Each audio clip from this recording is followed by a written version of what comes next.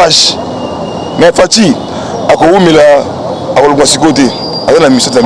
Marcel Mobutu a l'ingagité, tout ça dans le téléphone, dans Internet, le Banatou, à Robert, moi, Mega, Bouma, Koti, à ce formation à la page. Mais Fati, à Kouroumila, à Olgwasikote, à la mission. À la page. Mais Fati, à Kouroumila, à Olgwasikote, à la mission. Décision oyo IDPS bazui après avoir colonné mon engagement. Mais IDPS ils allaient parti état de droit, ils ont parti de démocratie. IDPS ils allaient pyramide réflexée à la page. Mais Fati à Kouroumila à Olgwasikote à la mission. Marcel Mobutu a l'ingagité tout ça dans le téléphone, dans Internet, le Banatou à Robert, moi Mega, Bouma, Koti, à ce formation à la page. Mais Fati à Kouroumila à Olgwasikote à la mission. À la page. Mais Fati à Kouroumila à Olgwasikote à la mission.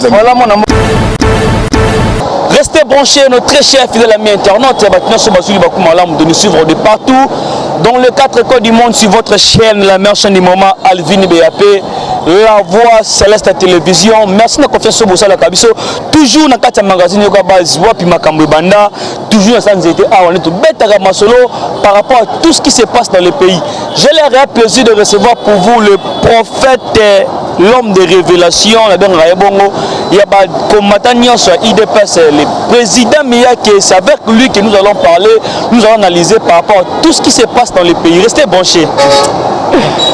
Vital Kamé a commencé à prolonger ses jours dans la France. Qu'est-ce qui se passe? Restez branchés pour découvrir. Fichier électoral de Nika Dima présenté à la question point où ils ont empêché qu'il y ait l'élection maintenant 2023. Restez branchés pour découvrir.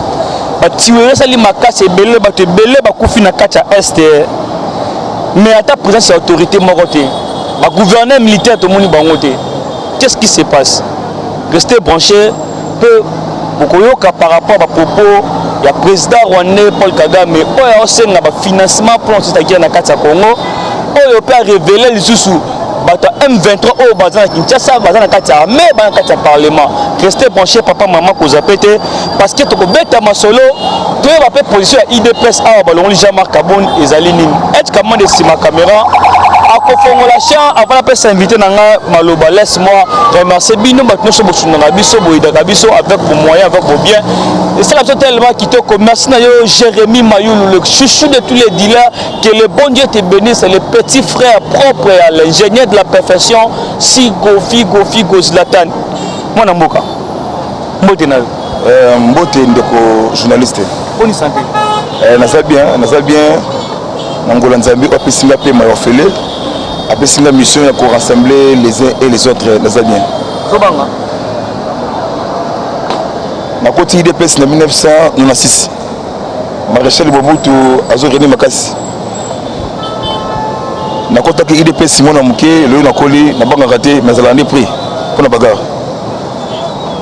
Moi na moka bandeko bakomelinga bazokoloba Vital Kamera sengaki awa kende pour se faire soigner na France parce que délai moko bien déterminé. Aujourd'hui comme si ko senga ba vacciner sous séjour na Katia France. Qu'est-ce qui se passe? Ouais, merci vraiment la question posée là. Bon, les journalistes il faut ba imboka ba fongola misu. Baïboka, c'est la vision politique, c'est la derrière chef de l'État, mon Amboka. Vital Kamer est ancien directeur à Mokondi Amboka, mais il a été soutenu ancien directeur. Donc il a prévenu dans la liberté provisoire, soins médicaux au niveau à Paris. Bon, le lobby n'a pas 13h à 14h. Jeune Afrique, le Kamami n'est pas français. Parce que Vital Kamer est le Kaningé le Niking. A négocier là les Français, donc il va pousser séjour na niveau de la France. Bon, ndeko, omoni mboka oyo il faut que comme Sanzambi. Bato ba diriger mboka na biso pays de nos ancêtres. Bangonde ba coopérer na ba force négative. Bangonde ba créer insécurité grandissante comment pour balkaniser notre pays. Soromoni Vital Kamerhe a sengi ba prolonger séjour na niveau ya France ayebi que Congo est comme ce pays moko ya paix sécurité kala mingi te. Voilà Vitali Kamere. Donc Kamere a compris que politique ya fati ezali makasi mingi. Donc silence radio mais est kala mingi te bato ba retourna fati banda kala ozalaki pour la partie est ya RDC. Donc moni Vitali Kamere a sengi na ba français à négocier. Donc il va prolonger ba séjour na ye na niveau ya Paris. Donc makambo ezali ebeli makasi sur Vitali Kamere. Azoki matoni. Mais muta maladie akenda ki maladie mais pourquoi comme Kosenga va prolonger ba séjour na ye na niveau ya France Nations Médicaux. Il y a un problème, eux c'est sérieux, eux c'est caché. Au moment de ça il y a SRDC ba kotanga ba tebele ekozala historique. Donc na ba révélation au Paul Kagame a précisé que comment moi va Vitali Kamere dans la carte. Ngai na lobité kombo ya Vitali Kamere c'est na kambo na. Parce que Paul Kagame azate ministre ya justice ya Congo. Azali président ya Rwandais na capitale ya Kigali. Agitation pourquoi Kagame a commis kolela. Babemisi bozoba ya Kagame même ministre Nokambu ya Est. C'est lui qui finançait M23, c'est lui qui finançait Javier Karaïre, c'est lui qui finançait Guidon Chimirei. C'est quoi les Américains au bayaki awa na sol ya Congo na Kinshasa nde basala ki ba état des lieux pour na mettre fin ya guerre. Il faut que banda na nord sud fils territoire ya Uvira na Minembwe.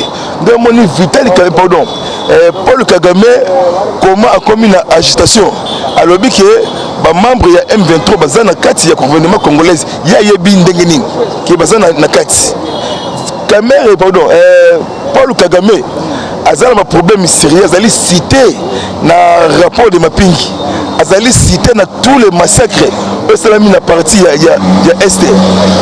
Paul Kagame Fati a joué qui politique moko ya makasi mingi aki a sollicité armée ougandaise basa la commission basa l'intérêt commun opération conjointe pour neutraliser ba ADF nalu au basa na Beniville au basa na Nord Kivu. Négo journaliste kangelo ko na ebisio avant comme le 25 février et que la pacification ya Est ya RDC. Non moni Kagame a commis une agitation. Pourquoi Kagame a commis une agitation? Ça appelle ça yo révélation. Voilà. Délégation Fatia Outkouemba awa ya ba expert américain donc ba conseiller ya John Biden na Maison Blanche. Ba commis awa na kati ya Kinshasa. Ba kutani na chef de l'État commandant suprême garant de la nation.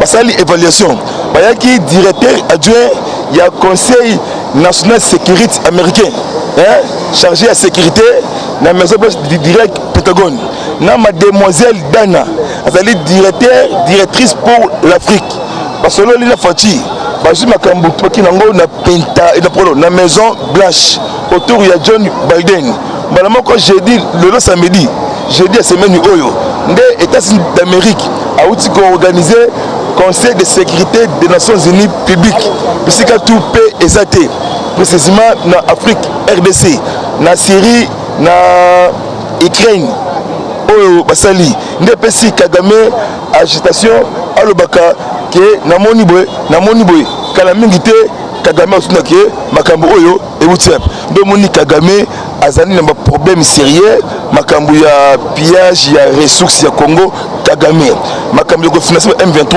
Kagame makambo ya kokoti ba rebelle butu Kagame sikoyo makambo ya M23 bango bien M23 c'est Paul Kagame M23 il y a des opposants au bazali manipulé na ba occidentaux au bazali manipulé na ba impérialistes comment pour balkaniser pays de nos ancêtres. Les journalistes na biso makambo salama asikoyo même Vitali Kamere Louakaningi le Nikingi même Soriano Danyano Nissim alias Moïse Katumbi même Aboubakar Keïta Ndiang bazali bien informé le makambo ya Congo. Est-ce que baimboka bayebi que Moïse Katumbi na Martin Fayoul bakei ko saisi non oui n'a pas cette formation donc bakei ko saisi département d'État américain mais simbité donc ba mener le lobby na bango pour appui à 2023 selon bango. Lisanga Bonganga, Moïse Katumbi, Adolphe Muzitu, dans Lamuka et Panzani et Baby, conséquence à Genève, chute Nango Yango. Barotou na Fati, tout comme Iwapi.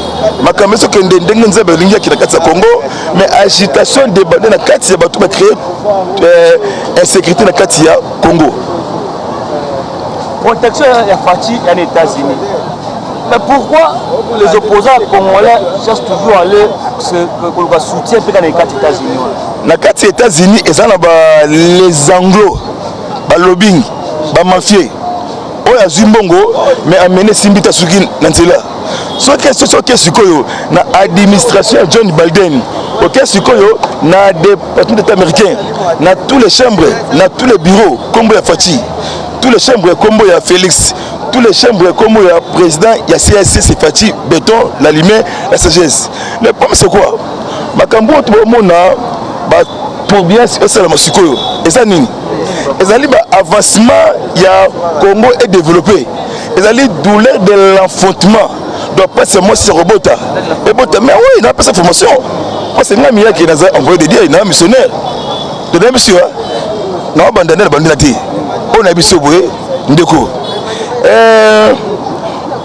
Opposants préfabriqués destinés comment pour balkaniser le pays de nos ancêtres. Donc, Azangi a un argument politique.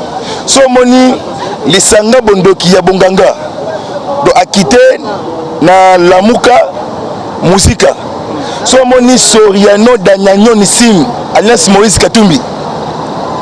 Problème, il y a Iranium de Chikolobwe, Maxima Kambo. Et moi, je suis Likolo.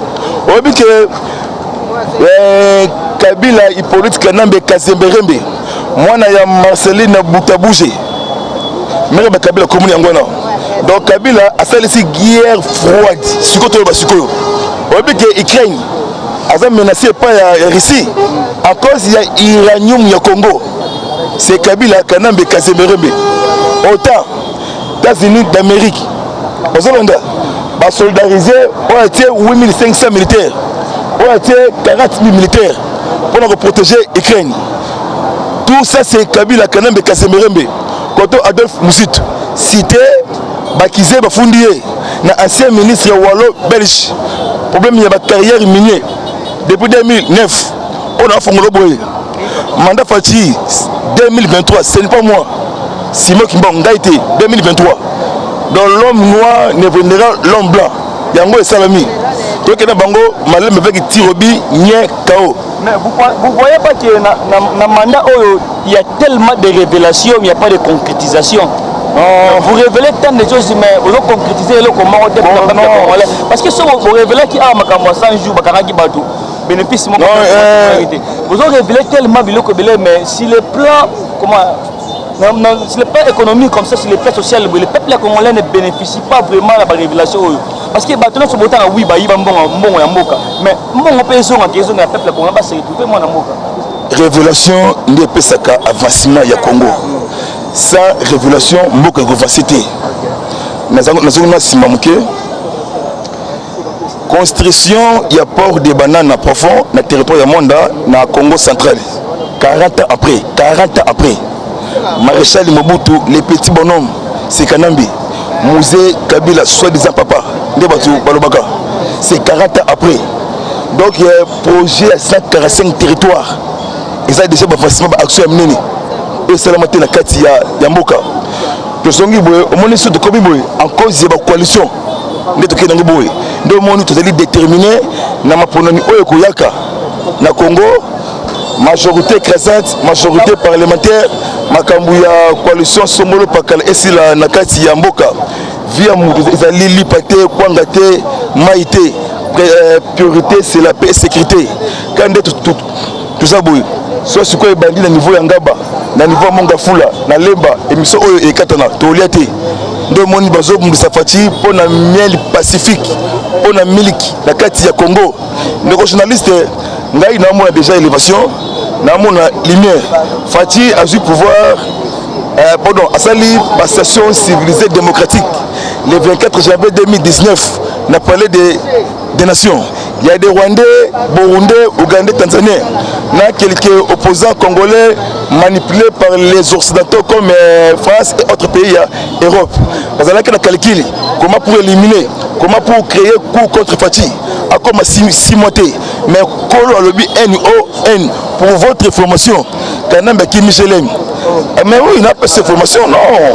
Il y a un problème sérieux, mais c'est grave. Est-ce que le Rwanda qui ambassadeur américain, mais c'est mec Amer Albert, autre ebi na Kombo Yanzita, Congo central, autre pesa Kombo na Mukalenga Kananga Dibumba, a rencontré Mbosso Kodia, excellence Panga, il y a un complot contre Mbosso Kodia, 26 députés pro-Katumbiste et 26 députés pro-Kabiliste, pour quoi il bureau l'Assemblée, mais allez na procédure na yango, pour votre information, mais c'est Mike Amer, ambassadeur américain dirigé par John Biden, moi na Tchangou ya Issa américain. Alors Biboui, pour rencontrer Mbosso Kodia, on a pacification, il y a parti Est et il y a RDC. Aux Hollandais, intercesseur américain, parce que quand même au Congo, pour investir dans tous les secteurs, éducation, économique nationale, santé, agriculture, na kati ya mboka na biso, donc mboka ezali convancé to sambela makasi pona Fati. Seulement ba munene ya Congo, on a na dimension spiritualité. On a fongoli yo sikoyo. Fati c'est notre frère, Fati notre sang. Kabundi wa Kabundi. Toloba. Mwana mboka toki somo peu passer na mawana est de la République si omoni batek salama ikuna batu bakufi lokola na mawa ibe meyo banda wala tikuna suka permanence batu bakufi mais ele osali passe to moni ba gouverneur militaire te batu bakufi na attaque salama ki ba militaire mais to moni ba gouverneur militaire te to moni ata ba autorité montée la République ya okine ko assister ata na enterrement ya ba nego ba peuple vina ba on ba attaque ya ba qu'est-ce qui se passe mon amour? Bon, Batuerie Est et Bandi l'époque ya Kabila. Fatia kuti Batuerie ya Est Nord Kivu, territoire ya Djougou, territoire ya Walungu, Kavuma, Ezabisika Ebele. Makambu ya Tuerie Est et ba pays voisins. Moutaliboso Paul Kagame, on a commis une agitation. Bango bazoluka comme ça la balkaniser forcé. Donc moni ba ke na Batuerie wana pour bangisa peuple ya Est ou ya biso kuna bangisa et espace bango ba espace comme ya bango wana ndenge ba kana Kabila mais n'époque ya Fati a tenu bango na échec ata moi mabelma au Congo moi sous et qui n'était pas bango na et pas les pays voisins et ça tu es salami na Ituri na territoire ya Djougou plus de 62 personnes au bakufi na ba macheti na babal na tout ça wana mais porte-parole ya armée congolais Sokola de lieutenant Gilles Ngongo a salaki message pour na ba tuerie wana ndo moni armée congolaise ba outi ko lancer offensif ba outi ko neutraliser les rebelles FNL burundais au bazana ouvrir na Ruziza frontalier Burundi na RDC babomi 3 seigneurs de guerre babomi monsieur Red Tabara asa burundais on doit diriger les FNL burundais. Ils ont déjà plus de 3 jours. Donc, ce territoire tout est qui occupé dans M23. Et comme ce qu'on m'a beaucoup armée loyaliste et FARDC, armée congolaise. Donc, mon nom est Mboka, assez rapidement, il y a un voyage à Addis Abeba. Pour la remise et reprise, dans le nouveau président de l'Union africaine, Macky Sall. Pour le monde qui est quand même gawate, il y a une date Lelo. Date il y a le 14 février, date il y a le 24 février. Et ça va date pour le Congo pour la pacification. Na bande soumuké, ce moni mais c'est Mike Amer à Koutani, na Mbosso Kodia. Et ça libre facilement il y a paix na kati ya Congo, na kati ya SRDC. Ce moni quelques députés bazoa qui motion contre Mbosso, ba quoi c'est ba que Mbosso Kodia ça li sur ya mokondi ya mboka. Ce moni 40 députés au Bazana ensemble pour des sportifs. Il y a M. Katumbi Soriano Danyano, Balongo Nangambu ya Katumbi, Baye Nangambu ya Union Sacrée, Basali déclaration na bango politique. bakoisi Katumbi bapouiller Fati en plus batemeli quelques ministres pro katumbiste hein net ministre ya transport Chéribin Okende déjà akina koyamba Moïse Katumbi na niveau ya Kisangani pe batelemeli ministre ya affaires étrangères Fati azana mayele moko ya Salomo azana silence radio ceux qui Fati te ndeko journaliste Congo balikanisé na biteni ebele ndo moni Kanambe Kazemere Bentoile Hippolyte mwana ya Marceline Mukamukuje bandeko ya Anna Katupora Samburu Anne alias Jeannette Jeleme komelie ngai mekati komelie ngai kitambe komelie ngai akomi na histoire ya soso ya ba bienvenue pourquoi ya ba bienvenue iranium o ateki na kati ya monde nde sali guerre froide nde Tseko Kabila na insécurité grandissante nde John Biden dans atindaki ba conseil oyaye o bayaki awa bayaki na photo ya président Félix o bakangaki na sommet ya COP26 na Glasgow na Angleterre na G20 ezali dédicace o bapesiye na fongolo eloko moko boye déjà les Indiens chinois Libanais, Indé, Pakistan, bakomi kokanga basonga pana bango. Rwanda, tous les FSC bakimi Rwanda. Omoni égal. Oye kambami na mwasi ya China Rambo. Na kombo ya non la personne information tantôt bande ko na information té. Égal oye kambami na Olive Lembe. Mwasi ya China Rambo. Akomi China Yuma China makale kale. Parce que égal basali déclaration na bango. Merci bandeko. Basali déclaration na bango. Donc il basati bakomi na difficulté. Il y a qu'à importer des produits si regelés. Pourquoi? Parce que monsieur Marthe Amoudjabo azali homme d'affaires namibien.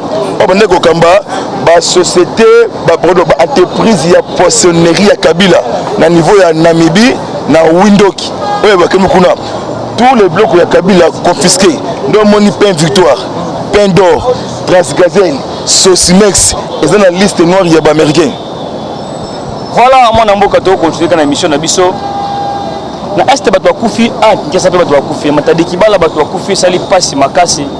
Mais jusqu'à présent tout sentir était implication du gouvernement. Comme s'il y a un silence radio, aucune sanction. Qu'est-ce qui se passe? Il va bato akufi alors qu'il va continuer à interpeller bato bato compétent de voir le gouverneur de la ville, de voir déjà Snell, mais comme si le gouvernement il y a un silence radio mon amour.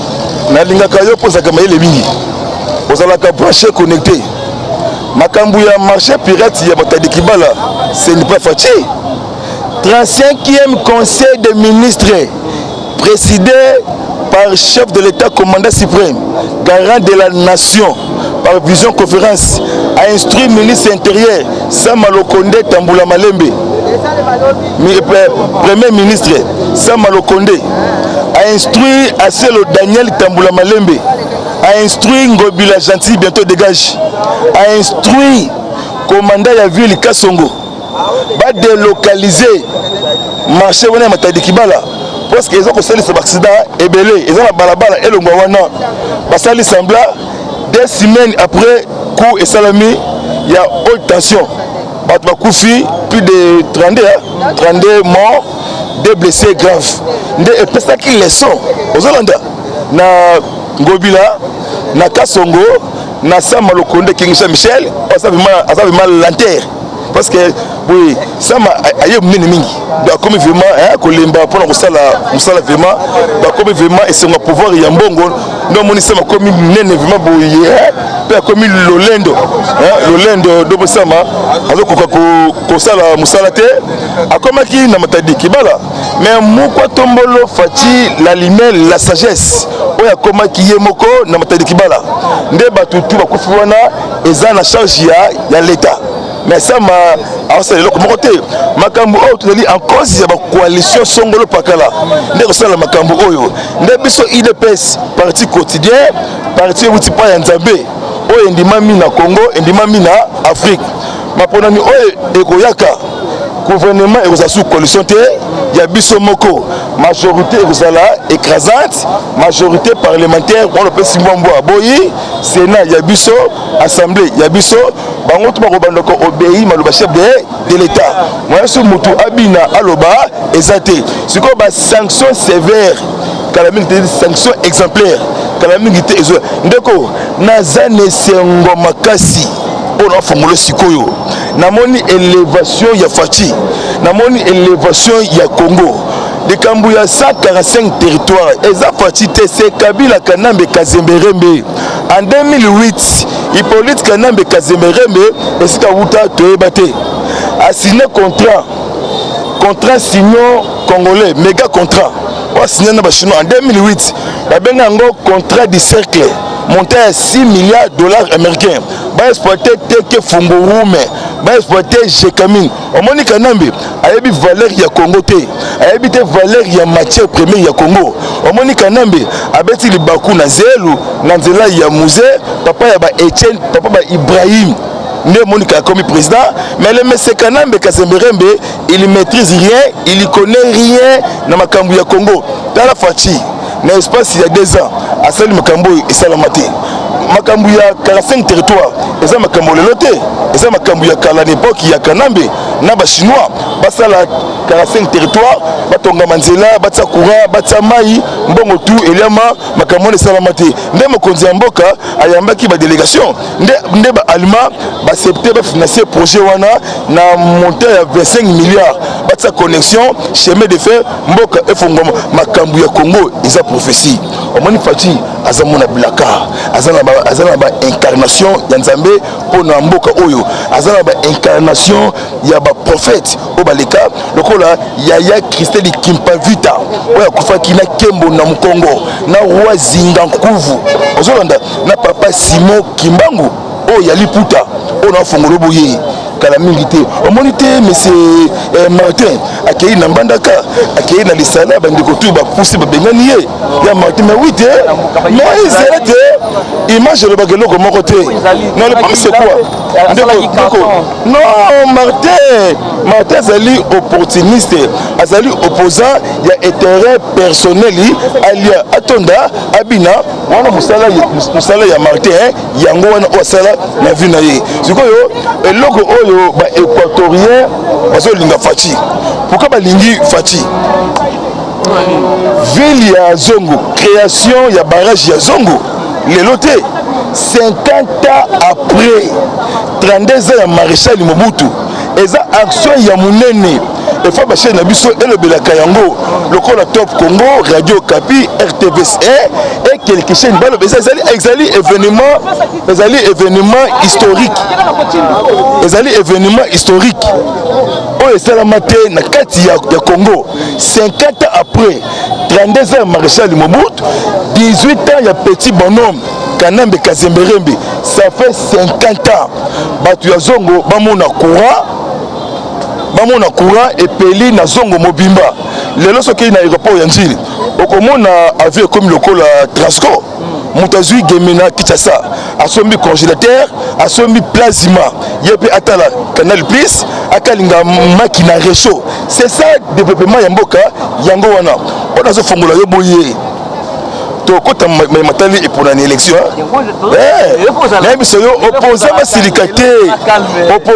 basilicaté l'air a sonné on a peuple congolais basilicaté makambeza minene okuteleki élection wana on a fongola yo priorité zali pe ya est wana peuple ya Uvira ya Ruzizi ya Kadutu ata liete mais alalaka na Kinya oto luka yango mais bino koloba yiki bande ko oni ba changer mission ba lona observation ba continuer offensive mais comment ça fait que tous en akati ya état de siège depuis que ba tiwe ya est banda kala mais dans état de siège tous en ba armée ougandaise bazali awa tous en FARDC na biso abiso za pele ba oni casque bleu bazali oui ça biso ki ba longwe na observation comme une offensive.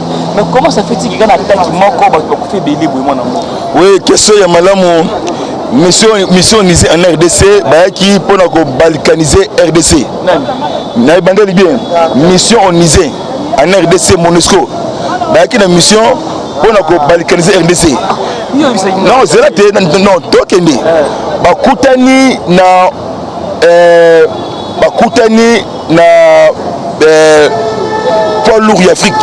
poids lourd ya Congo Fachi wa teni bango na échec Fachi c'est qui bango ba voter vraiment restitution ya malamu ba longo kotala siko ba bundaka na ba force négative mais pourquoi ba siko ba retardé ba monique makamba salaki pour le Congo 20 ans peut quotité insécurité tuerie c'est quand il y a est et RDC ndemo konzi mboka a créé qui état de siège a créé à sololi na Uganda oyo kama mina Kaguta Yoweri Museveni les deux armées IPDF ougandais armée FARDC armée congolaise oyo basali opération congé et très commun parce que ADF ce qui attaqué awa attaqué pe na Kampala nde basangani pour la kosisa eloko wana nde moni epesaki agitation na Paul Kagame à partir ya Kigali na yebisa boye succès ya armée congolaise oyo basala musala kitoko oyo ba déloger oyo ba récupérer ba territoire ne surtout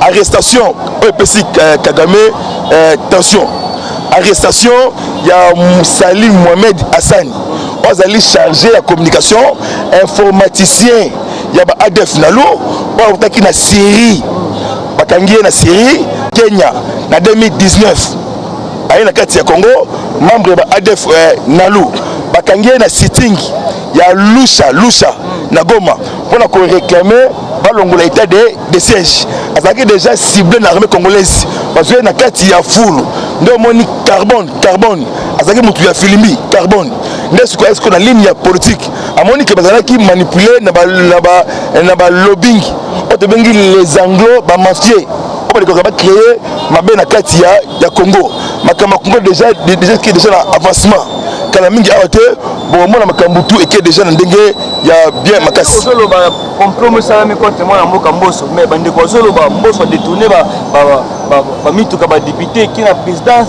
le mboso ko n'est plus à na makamuna été il a laissé son siège comme ça comme porté par la chef mais qu'est-ce qui se passe par rapport à l'accusation soir mutu ya bien balingaka été exemple Fachi ba lingete na ba opportuniste pour avoir la constance politique naie avoir la droiture avoir la transparence avoir la vérité ne pas vous savez même Mbosso code ya bolinga était ennemi à Fachi numéro 1 sur les réseaux sociaux on a fumé lelo bango ne baza makasi na créer terreur on pense à Fachi Mbosso code ya tout ce que tout le monde na mabete Mbosso code ya travaille bien alors ça makambo oh plutôt c'est plein yango kolongola Mbosso code dans l'Assemblée nationale il faut qu'on passe dans parlement debout mais vous bango te mais parlement debout vous allez même moral dans parlement assis dirigé par Mbosso code ngami yaketi vous allez président parlement debout pour si Mbosso faut le kana motion na kati ya parlement debout vous attendez ya Kinshasa ndenga na ko signer aller EKI parce que Mbosso code a dirigé par député national non dirigé par parlement tout dans le même rôle dans le même titre Mbosso code même titre na député au la carte ya assemblée nationale no moni Mbosso code azala mayele moko ya makasi no moni baso bundisa Mbosso code ba tutu wana basa déjà ya kokoya voilà on lobby pe mingi sikoyo webi ki rosa kufa pour l'élection Rossi a couffé pour réclamer l'élection dans le délai cautionné. Voilà. Aujourd'hui, il dépasse au pouvoir, moi, nous avons un candidat à l'élection. Denis Dimaleki a présenté le fichier électoral. Fichier électoral à l'Obiboye. Il a empêché que l'élection présidentielle, ça la matière en 2023, ils allaient besoin de sécurité. Il y a mis le lobby financement. Il y a mis dans le lobby d'encaissement à fonds et pas au gouvernement. Nous, le gouvernement d'encaisser mon côté pour organiser les élections. Aujourd'hui, il dépasse au pouvoir. Tu as tangué ça maquillé la moko pour réclamer l'élection pour Kabila organiser l'élection. Il dépasse comme il y a une manœuvre pour ne pas organiser les élections dans le délai constitutionnel. Moi, Namboka, maquillé tanga pour l'élection. Aujourd'hui, il dépasse les partis à peuple congolais au pouvoir. Qu'est-ce que vous pouvez parler par rapport à l'incertitude pour organiser les élections dans le délai constitutionnel? IDPS azali sénité. IDPS aboyité maponani. IDPS azali prêt pendant que l'élection na délai constitutionnel CENI ils a dirigé na Denis Kadima. Denis Kadima azali n'importe qui azali expert na matière électorale internationale. Asali sa élection na Mali donc on a Denis Kadima wana.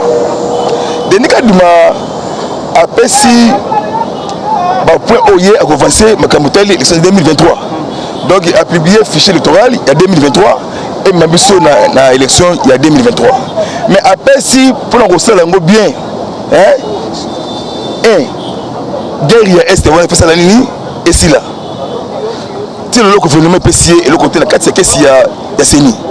Puis avec l'élection il faut que donner identification nationale aux Hollandais donc recensement général biométrique ben nani congolais nani étranger depuis musée Kabila tilelo pour éviter le nombre d'habitants congolais ce qui est sikolo na ba tous les institutions yamboka vous allez infiltrer toi na ba rwandais toi na ba ougandais toi na ba burundais toi na ba zimbabwe toi na ba tanzanien ba na kati yamboka même aussi il y a armée congolaise même na kati la police toi na ba étranger faut ça la vraiment identifier bango ba bato ba kotaka ndenge nini ba uta ndenge nini makambu ya CENI toti kango na maboko ya Denis Kadima ba opposant basilika pona fatité bango nde basilika na gouvernement congolaise ndenge ba pesité sama le communauté pardon ndenge ba pesité ke mbongo eya na commission ya électorale nationale indépendante CENI pour organiser l'élection en 2023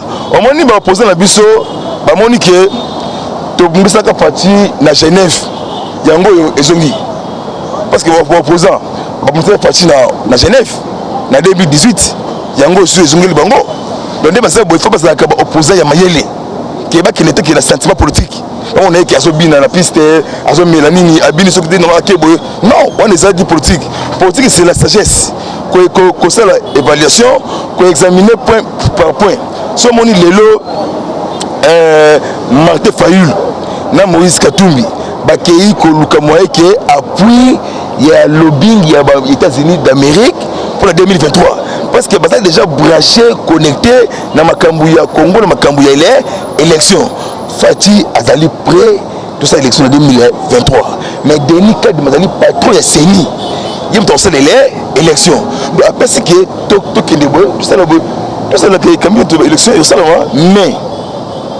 mais quand vous parlez de Mela donc le régime actuel un régime précédent c'est qui est différent non ça n'est pas mon côté Kabila non écoute non glissement ça toi qui est dans l'élection 2023 mbongo ba kopesa ngo kala mingi awa tembo non on est linga était ambiance dans le but élection de salama mais les ambiance y émission on gagne dans le but ceux qui opposent suyer na ma asikaté yende a manifester contre le gouvernement mbongo e côté la CENI pour tout ça ma ponani nani aboyi ma ponani nani aboyi que concernant l'élection nani le but que tout ça raté Denis Kadima azali expert na match la mandali na matière électorale ayebi oye à lobby ba tuerie o salamati ba lukani ba luka dialogue na pas information il y aura pas de dialogue avec les élections dialogue qui est athée lisanga bonganga abima député na dialogue pardon abima ministre na dialogue il y a tout oyo a postulé abima député na national majorité écrasante la pacification il y a est dans quelques jours ezoya après il y a le Bundeswehr allemand l'armée loyaliste FARDC après il y a M16 Grande-Bretagne son moni président français et Macron Manuel a comme menacé na Mali ambassadeur de France na Mali d'après ça qui est c'est un désert et quoi que j'ai dit l'Indien sont en na bango parce que Mali France c'est quoi ça dit qu'on raté opportunité en Sud-Afrique au moins Nicolas là voilà mukabato comme Cocola hein Marcel Mobutu alingaki te tout ça na téléphone na internet le bana tout a Roberta moi méga mbuma koti azo information pe azali à la page mais Fati akoumela akolwa sikote azana mission voilà mon amour atokindi malé na suka après kolongwa ya mwana mboka Jean-Marc Kabouni après exclusion ya mwana mboka Jean-Marc Kabouni IDPS non comme na ye Kabundi wa Kabundi Jean-Marc Kabundi. Non, Kabundi Waka Bundi. Voilà, quelles sont les décisions au IDPS Bazui après avoir colonné mon Jean-Marc Kabundi? Mais IDPS est parti état de droit. Ils ont parti de démocratie. IDPS est pyramide réflexée. IDPS est cimenté à cadre. Il y a idéologie, il y a super héros national, prophète politique, Papa Etienne wa Mulumba. Au moment combattant, azala kondire mutu oyo occupé te mais occupé. Mais un jour à Tomboka, na yo obona ki mutu azana la Fox. Les seuls partis dans le monde Afrique nazi c'est IDPS. Oyo pouvoir sans leader, c'est IDPS. Les seuls partis en Afrique, l'Europe, l'Amérique, chaque tongo c'est IDPS. On appelle ces formations. Tous les héros vivants. Tu as patron et diriger masse, les uns et les autres. Bon, de ces Kabundi, bon, comme on le dit Jean-Marc, Kabundi, 3 ans, il y a gestion naïe. Avancement à la quitté. Section, fédération, cellule. Avancement à la quitté. Papa na kati yandaku atonga stade municipal. Bana ba habité. Ba ko sutuka na retard. Papa na kati yandaku atongi école. Bana ba habité. Est-ce que ça papa ya malamu ou papa ya bien? Papa a une mission comment pour déstabiliser parti au quotidien. Comment pour diviser IDPS mais simbité. Kabundi, patron a décision finale. Ok bien, décision finale. Donc Soukaya Makambu. Mais esimbité.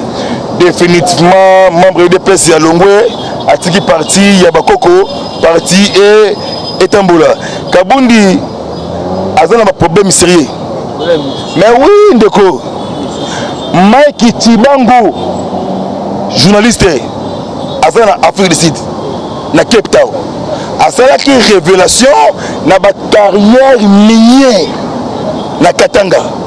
Et le cas qui na Congo web. On a journal il y a 20h avant Kabundi ba inscrire définitivement na IDPS. La carrière minière ce qui na Katanga. La benga appartement ko le kofi ya Kabundi. Le kofi ya Kabundi. Donc Batouane bazali bien que le Kabiso. Azui mandat na ye, azui mandat spécial. Il y a mon candidat na IDPS 5 ans. Mais 3 azwaki atikate ko sali sa réunion na ba communicateur assassin à monter. Ba musu ba kozala ba ministre, ba musu ba député, ba musu ba commissaire laté, ba musu ba kotikala pona ko protéger parti. Ce que mutu wana ko futama na 10%. Il y a ba ministre, il y a ba conseiller, il y a des députés provinciaux et des députés nationaux. Merci à IDPS. Mbongo est côté 3 ans et qu'il y a wapi. Ce que nous avons fait pendant 8 heures, abomi vie journée mobimba. Ils ont demandé à Kabundi ou Kabundi. Donc moi on a eu la séparation mais esimbité. IDPS ils ont état d'esprit. Nous on IDPS vona. Il y a des morts au Bakoufi. Si le Bakoufa combat toujours ezali. On a bisio. Donc moni iriachi ba vandi batali ke ba examiner point par point. Nde bazouye ba longoli ba tongolié ba bois kié. Mais ba kay ba saisi assemblée nationale. Parce que rentrée parlementaire. Poste la premier vice-président assemblée nationale. Ezali poste IDPS.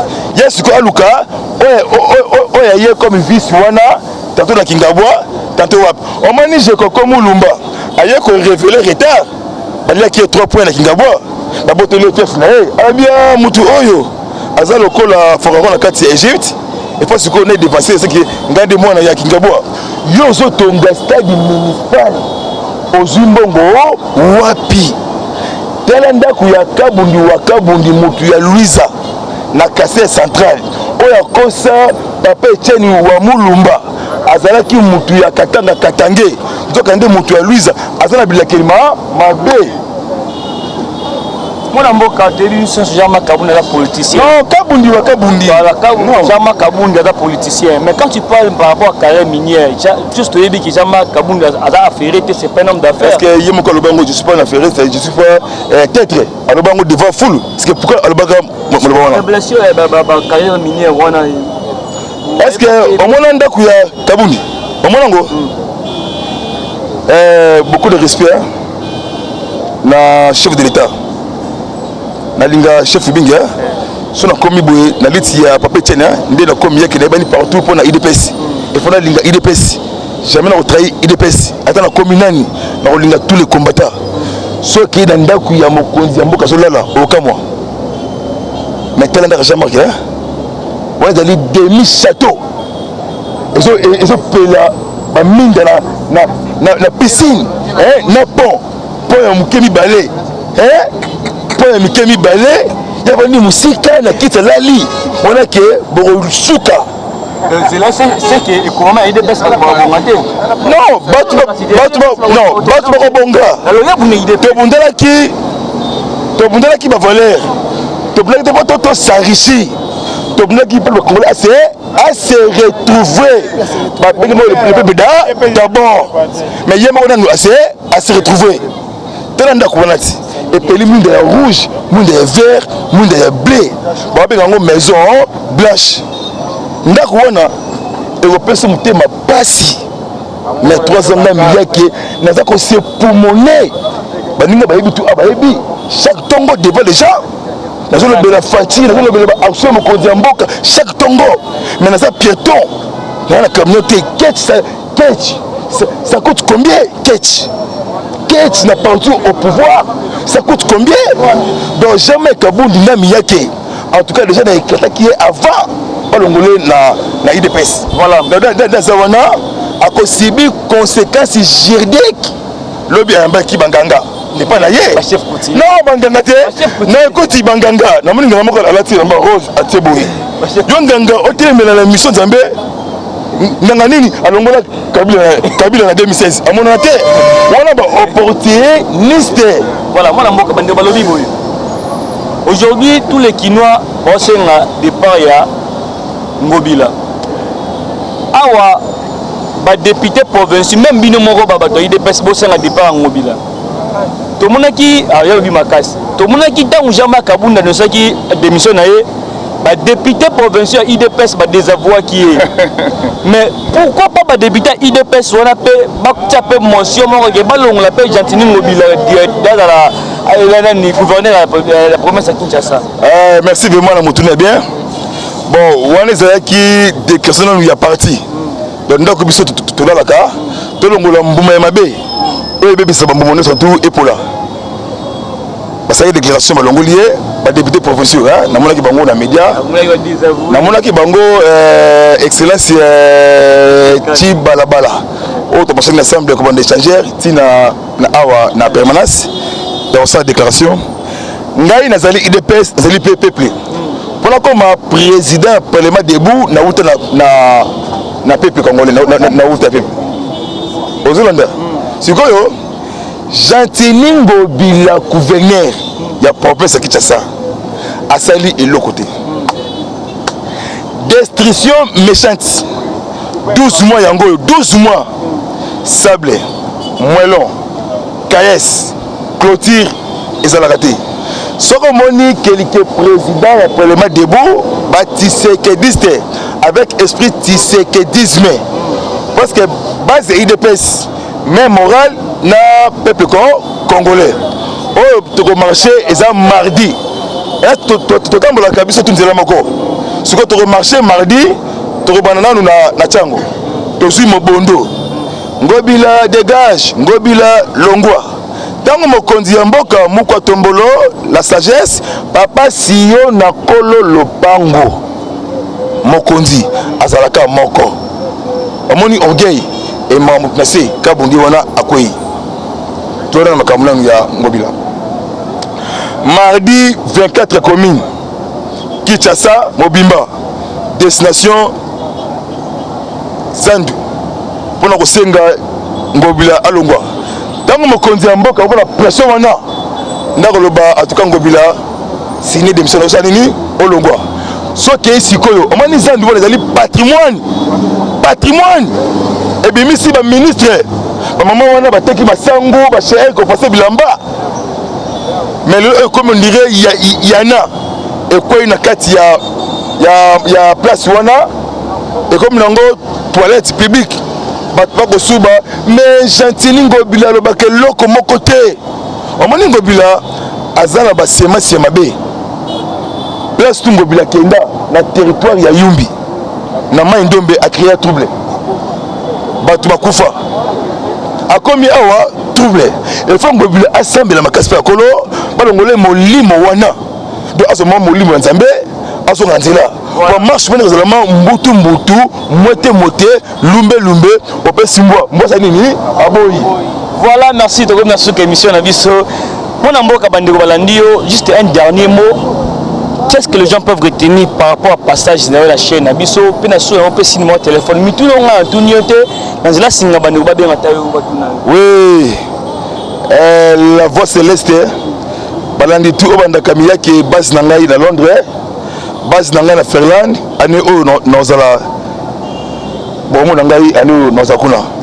Base na ngai na France, les États-Unis. Mon conseiller Mbemba Yave Patrick de Paris na Paris, papa français international kwenda futuka elongwa poso. Ani Masamba, Boza Ebele, maman Ani Béton. Donc il Kasai Mobimba, bana bata todi bumbaka nanga kabiaka mwanga chitolo. Donc tout simba na la main dans la main. Na bosanité mbujima ya muya cash bipemba di bindi. Donc il bandundu tout katanga mobimba bomoko po na Congo. Merci vraiment na bandeko na ngai ya babembe. O basana Nord Kivu na territoire ya Fizi dans la Sud Kivu. Oyo ba déposer plainte pour un massacre perpétré. Batangi kombo ya Azaï Souroubewa. Batangi ya kombo ya Nyarugabo, ancien gouverneur ya Sud Kivu. Moïse Nyarugabo. Kombo neza cité na ba massacre oyo salami. Babi sikoyo justice esala musala. Pe merci mingi na Gilles Alingete. Oyo salaki atindaki ba inspecteur bakendaki na contrôle ya IGF na ba entreprise publique pour l'information na pesa bino pour na passer déjà DG ya Ochefrem a déjà convoqué interpellé lundi pour na détournement na OCC babengi na parquet général auprès cour d'appel Gombe Kinshasa batangi DG ya Régie des eaux DG ya SNEL DG ya Onatra DG ya OCC batangi na DG ya FPI batangi bango babi mutu moko tabima mboka de la tour oyo makala ekozala pona batu ya cravate ya mulai na soule na yo ya mulai ozuvema 20 ans de prison à vie soko moni Vital Kamerhe luaka ningile niking na libanda akomi kosenga ba prolonger ba séjour na ye na Paris. Ça dit beaucoup sur politique ya Congo.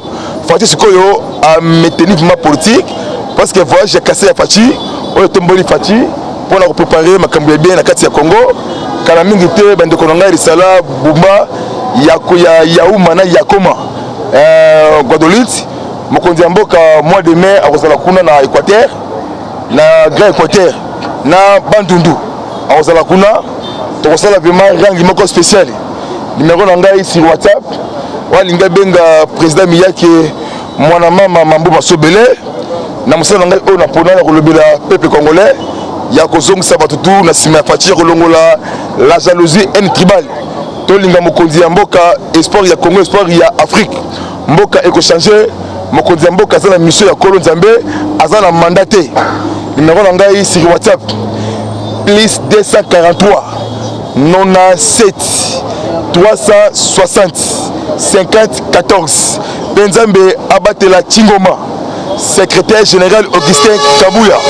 Oyazui mandat sika na secrétaire général IDPS.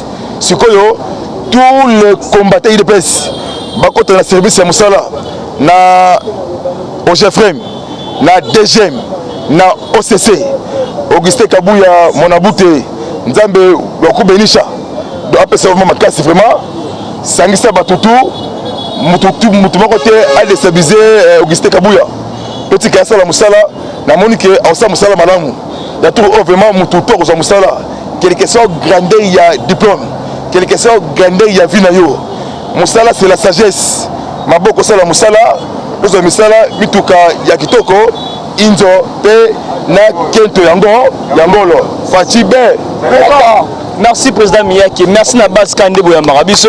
On se retrouve au prochain numéro, toujours si même plaisir, même ambiance et le monde a Jessie, les Dubaï Men, sans oublier les box Massimo de Dubaï Men, les hommes forts. Que bon Dieu vous bénisse, accompagnez bien le voyage Oyo. Tout le temps, on vous a tous les plaies. Le monde, merci. Est-ce que je suis ma caméra de lobby? Bye bye. Ngobila Alongwa.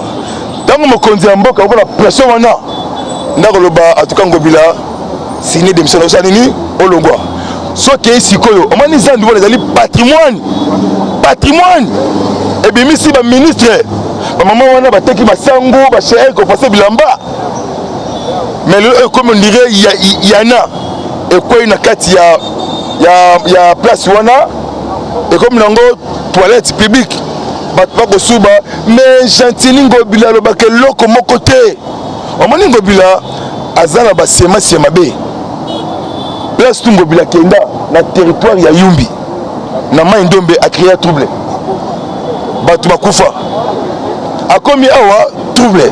Et faut Ngobila assemble la makaspa kolo balongole molimo wana. Do aso mo molimo nzambe aso nganzela. Kwa marche mena zalama mbutu mote lumbe opé simbo mbosa nini aboyi. Voilà, merci de revenir sur l'émission Nabiso. Mon amour Kabandego Balandio, juste un dernier mot. Qu'est-ce que les gens peuvent retenir par rapport au passage de la chaîne Nabiso? Penasso on peut signer mon téléphone. Mais tout le monde a tout nioté. Dans la singa Bandego Babé oui. La voix céleste. Balandi tout au banda Camilla qui est base nangai à Londres.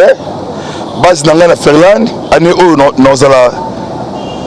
Bon, mon nangai année où nous allons. Base nangai en France, les États-Unis. Mon conseiller Mbemba Yave Patrick de Paris, na Paris, papa français international Kwenda Futuka Elonga Poso, Ani Masamba, Bozaï Belé, Maman Ani Béton, donc il Kassai Mobimba, Banabata Todi Bumbaka Nanga, Kabiaka Mwanga Chitolo, donc tout Simba dans la mer. Na bosanité Mbujimai Djuya Mouya Kash Bipembadi Bindi. Donc il va de tout Katanga Mobimba Bomoko pour na Congo. Merci vraiment na bande konangai ya Babembe au bassin na Nord Kivu na territoire ya Fizi dans la Sud Kivu. Oh ba déposer plainte pour un massacre perpétré. Batangi Kombo ya Azaï Souroubewa. Batangi ya Kombo ya Nyarugabo, ancien gouverneur ya Sud Kivu. Moïse Nyarugabo. Kombo neza cité na ba massacre o Salami. Babi sikoyo justice et sala musala. Pe merci mingi na Gilles Alingete. O ya sala ki atindaki ba inspecteur, ba kindaki na contrôle ya IGF na ba entreprise publique. Pour l'information na pesa bino pour na passer déjà DG ya Ochefrem.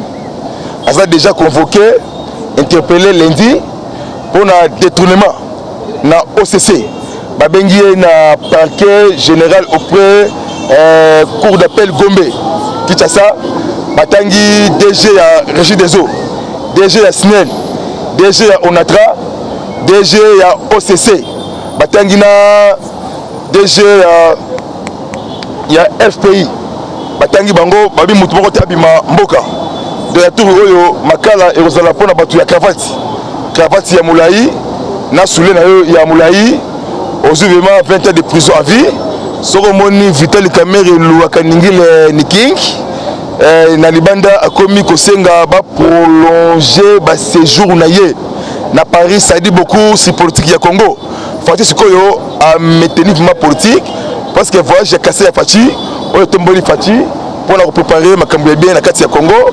Kala mingi te bande konanga risala bumba ya yauma na yakoma. Guadeloupe mokondi mboka mois de mai a kozala kuna na Équateur na Grand Équateur na Bandundu akozala kuna tokosala vraiment rangi moko spécial numéro na ngai sur WhatsApp walinga benga président Miyake mwana mama Mambo Masobele na mosala ngai oyo na pona ya kolobela peuple congolais ya kozongisa bato tu na sima ya parti ya kolongola la jalousie haine tribale tolinga mokonzi ya mboka espoir ya Congo espoir ya Afrique mboka ekochange mokonzi ya mboka aza na mission ya kolo nzambe aza na mandat te numéro na ngai sur WhatsApp plus 243 97 360 50 14 Benzambe abatela Chingoma secrétaire général Augustin Kabuya oyo azwi mandat ya sika na secrétaire général ya IDPS sikoyo tous les combattants IDPS bakota na service ya musala na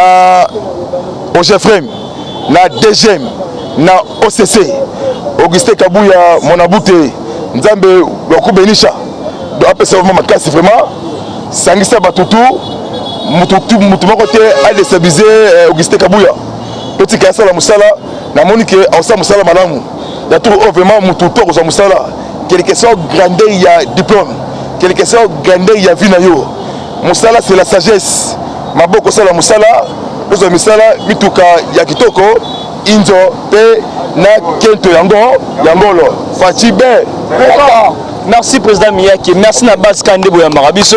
On se retrouve au prochain numéro, toujours si même plaisir, même à Mess et Longona, Jessie, les Dubaï Men, sans oublier les box Massimo de Dubaï Men, les hommes forts. Que le bon Dieu vous bénisse, accompagnez bien la voyage Oyo.